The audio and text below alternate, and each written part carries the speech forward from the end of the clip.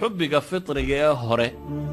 والله يا با إنان كستو إسكورسنا يا مرك إسكورسين إن كالقع الفطري نحمر وصورتك لكن إنه كاسي شوكتا هذا وقولي السعيل كاسي وكن ولاده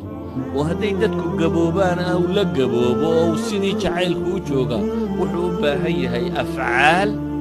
يدقن أبورية إنه كالقع الكاسي شوكا وطها مسألة وباهن مركاسي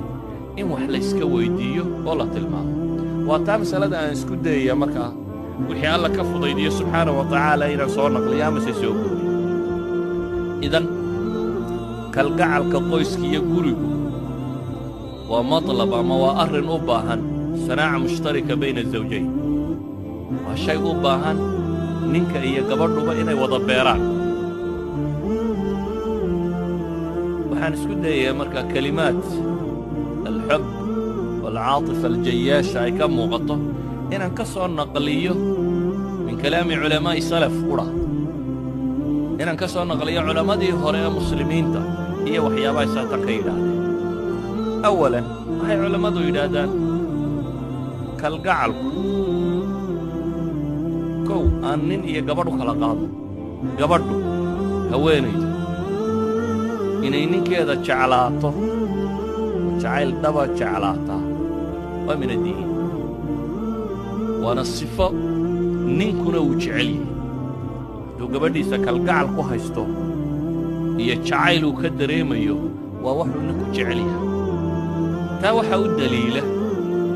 ilaahay qur'aanka markuu sifaynayey dumarka jannada jooga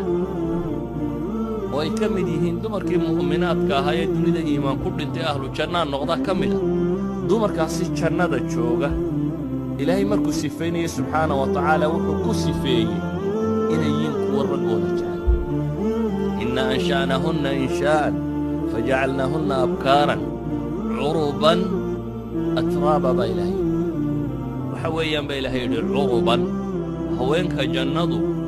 gabadha muslimaddii inay ahlu jannaa la dhaqan noqotaa oo waxa diinta ku yeedhayso yani ahlu janno waa dad dhaqan fiican jannada waxa yaalla waa dhaqan wanaagsan saa daraaddeed gabadha muslimadee dunida joogtaana inay dhaqankan oo kala yeelataa waa shay matluuba loo baahan yahay